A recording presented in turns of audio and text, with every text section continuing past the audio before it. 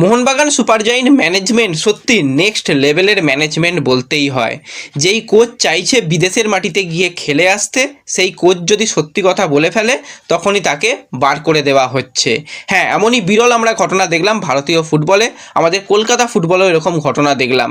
Sergio লোবেরাকে নতুন দায়িত্ব দেওয়া হয়েছে, খুব ভালো কথা, কিন্তু এর পিছনে কি কাহিনী রয়েছে সেগুলোকে নিয়ে আলোচনা রয়েছে। একজন প্লেয়ারকে নিয়ে কিন্তু দুই প্রধানের আবারও টানাটানি শুরু হচ্ছে। ইস্টবেঙ্গলকে নিয়েও বেশ কিছু গুরুত্বপূর্ণ আপডেট, প্রাক্তন ইস্টবেঙ্গলের প্লেয়ার কিন্তু এবার বড় দায়িত্ব সামলাতে চলেছে। সমস্তটা নিয়েই আমরা আলোচনা করে নেব এই ভিডিওতে। তাই ভিডিও শুরু করার আগে একটাই রিকোয়েস্ট, চ্যানেলে যারা প্রথমবারের জন্য এসেছো মনে করে চ্যানেলটাকে সাবস্ক্রাইব করে নিও, তাহলে প্রিয় দলের খেলার সমস্ত আপডেট তোমরা এখানে পেয়ে যাবে। তো চলো আর দেরি না করে ভিডিও শুরু করা যাক। তো প্রথমেই আমরা যদি একটুখানি হোসে মলিনাকে নিয়ে কথা বলি, তো মলিনা কিন্তু একজন দুর্দান্ত মানের কোচ, সেটুকু বলতে হয়। কারণ মোহনবাগান সুপার জায়েন্টের দায়িত্ব নেবার পর মলিনা কিন্তু যথেষ্ট ভালো কাজ করেছে, তারপরেও তার বিদায় ঘণ্টা বেজে গেল। তো সালটা হচ্ছে 2024, 11ই জুন কিন্তু মোহনবাগান সুপার জায়েন্টের দায়িত্ব নিয়েছিল হোসে মলিনা, এবং 2025-এ এসেই তার কিন্তু বিদায় ঘণ্টা বেজে গেল।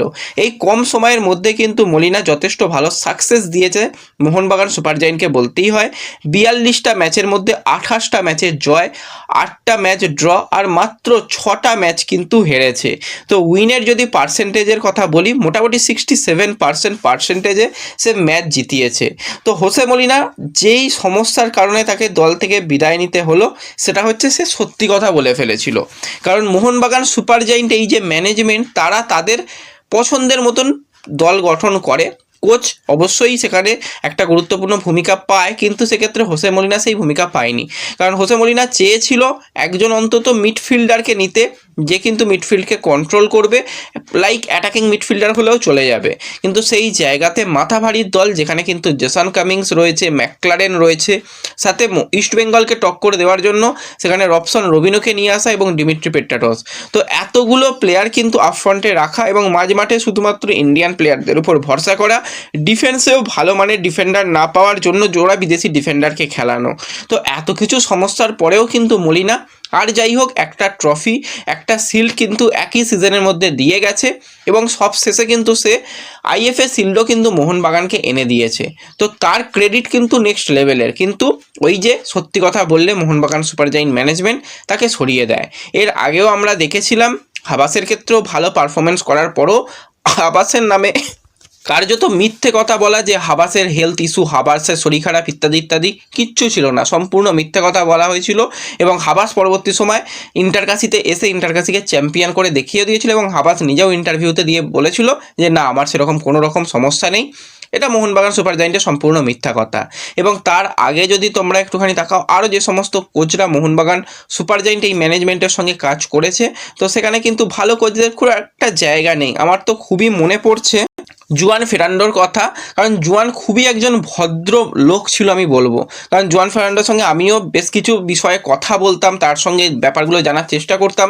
সেও কিন্তু ম্যানেজমেন্ট তাকে যেরকম দল করে দিত, তাকে সেটা নিয়েই কাজ করতে হতো, এবং প্লেয়ারদের ইনজুরি হলে সেটা নিয়েও অনেক রকম টালবাহানা ইত্যাদি ইত্যাদি, সেও সত্যি কথা বলার জন্য তাকেও সরে যেতে হয়েছিল।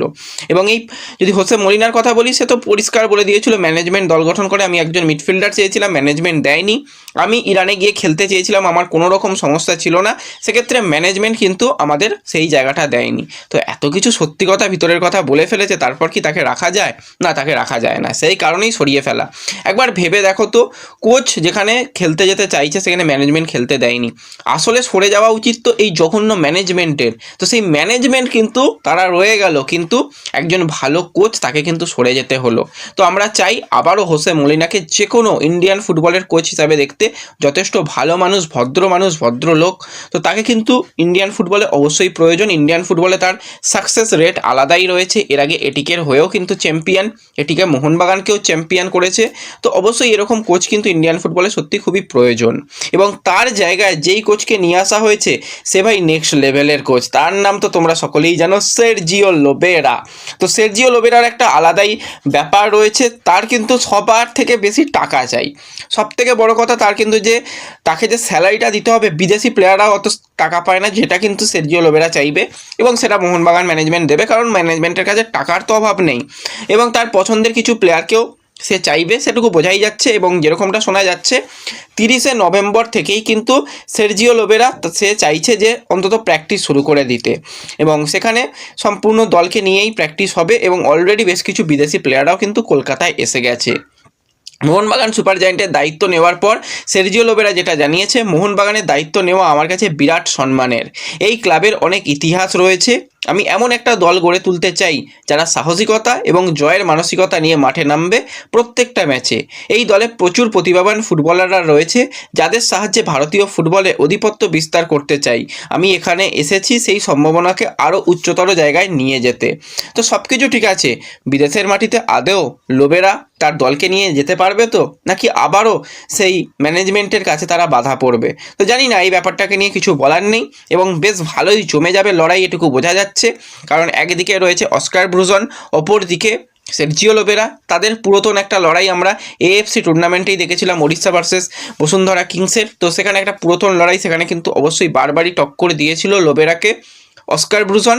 তো এবার তো ডার্বির লড়াই, আরও বড় লড়াইয়ের মঞ্চে দুই কোচকে আমরা দেখতে পাবো। এই সিজনে অলরেডি ডার্বিগুলো কিন্তু ইস্টবেঙ্গলের দিকেই বেশ কিছুটা ঝুঁকে রয়েছে। অনেকটাই ইস্টবেঙ্গল এই বছরে ডার্বিতে এগিয়ে রয়েছে। হ্যাঁ, এখনও আইএসএলের ডার্বিগুলো বাকি রয়েছে, দুটো ডার্বি, তো সেই দিকেও নজর থাকবে।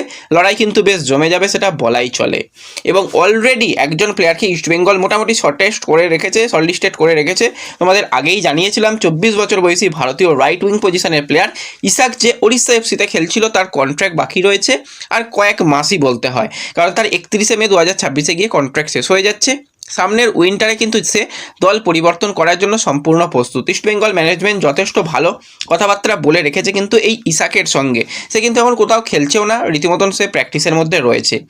এবার এই প্লেয়ারকে নিয়ে কিন্তু দুটো দলের মধ্যেই টানাটানি হবে, কারণ মোহনবাগান সুপার জায়েন্টেরও একজন রাইট উইঙ্গার প্লেয়ার দরকার। মনবীর সিং বেশিরভাগ সময় ইনজিওর থাকে, সেই পজিশনে প্লেয়ারের একটু অভাব লক্ষ্য করা যায়। তো সেই জায়গাতে কিন্তু ইসাককে ভাবনা চিন্তা মোহনবাগান ম্যানেজমেন্টও করবে, আমি আশা করতে পারি। এবং এই প্লেয়ারকে নিয়েও কিন্তু মাঠের বাইরে বেশ লড়াই হবে, সেরকম আমরা বুঝতে পারছি। তো দেখা যাক, শেষ পর্যন্ত আরও অনেক বিদেশি প্লেয়ারকে নিয়েও আসতে চাইবে লোবেরা, সেই দিকেও আমাদের অবশ্যই নজর থাকবে। তো এরপরে যদি আমরা প্রাক্তন একজন ইস্টবেঙ্গলের প্লেয়ারকে নিয়ে কথা বলি, অনেকেরই মনে থাকবে 37 বছর বয়সী Spanish centre back Jose Antonio Pardo.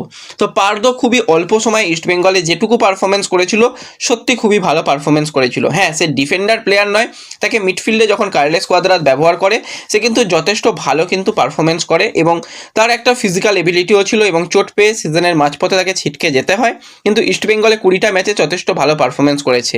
এবার কিন্তু পার্দো ফুটবল কেরিয়ারকে সেখানেই টাটা বাই বাই জানাতে চলেছে, তার বুট জোড়া তুলে রাখতে চলেছে। এবং সে কিন্তু অ্যাসিস্ট্যান্ট কোচ হিসাবে স্প্যানিশ 4 টায়ার লিগের ক্লাবে যোগদান করছে, এরকমটাই খবর। তো খুবই ভালো লাগলো এই নিউজটা পেয়ে, তোমাদের সঙ্গে শেয়ার করলাম। অনেক অনেক শুভকামনা রইল পার্দোর জন্য, সে যেন আরও ভালো মানের একটা কোচও তৈরি হোক প্লেয়ারের সাথে সাথে।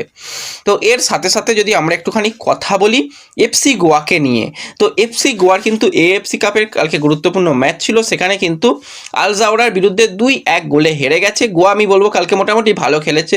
আয়ুষ সে 34 মিনিটের মাথায় রেড কার্ড দেখে মাঠের বাইরে যায়। 10 জনের গোয়াও কিন্তু ভালো ফাইট দিয়েছে। হ্যাঁ, 2-1 ম্যাচ হেরেছে, কিন্তু ভালো ফাইটই দিয়েছে। এবং গোয়ার জন্য সবথেকে খারাপ টুর্নামেন্ট গেছে, সেটুকু বলতেই হয়।